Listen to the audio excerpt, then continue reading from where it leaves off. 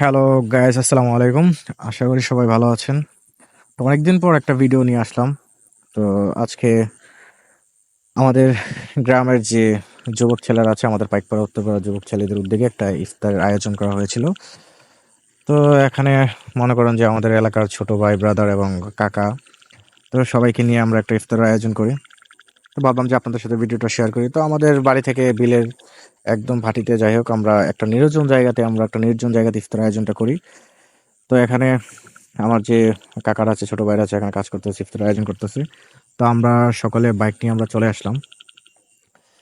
আমার আসলে এসব আয়োজনে যাওয়াটা একটা সৌভাগ্যের ব্যাপার।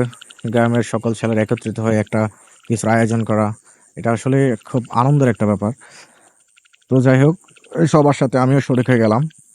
ফাঁকে ভাবলাম যে আপনাদের সাথে একটু ভিডিওর মাধ্যমে শেয়ার করি, আশা করি সবার কাছে ভালো লাগবে।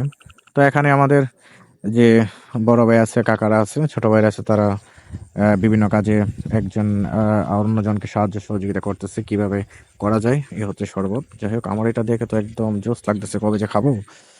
তো যাই হোক, তো এ হচ্ছে আমাদের যে শৈতান্না বিল বলে, আমাদের গ্রামেরই একটা জায়গা, খুব সুন্দর।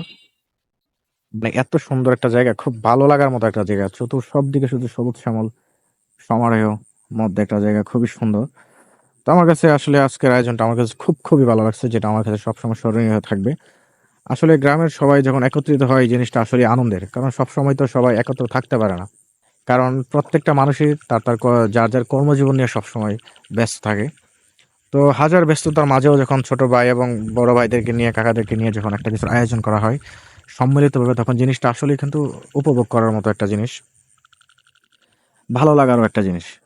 তো আমরা এখানে সবাই ইফতার আশা আয়োজন করি মোটামুটি ভিডিওটা শেষ না করে টেনে চলে আসছে, ইফতারও বেশিক্ষণ সবাই বাকি দেখতে নাই। থাকুন, আমাদের সাথেই থাকুন। তো এখানে চলুন দেখা দেখা যাচ্ছে যাক। যে আমাদের যে কাকু আছে, তপন কাকু, তারপরে আছে এখানে জুনায়েদ, তারপরে আছে এখানে মুবিন ছোট ভাই। তো তারা ইফতারের আয়োজনের যে ইফতারটা রেডি করতেছে, তার পাশাপাশি আমরা দাঁড়িয়ে দেখতেছি।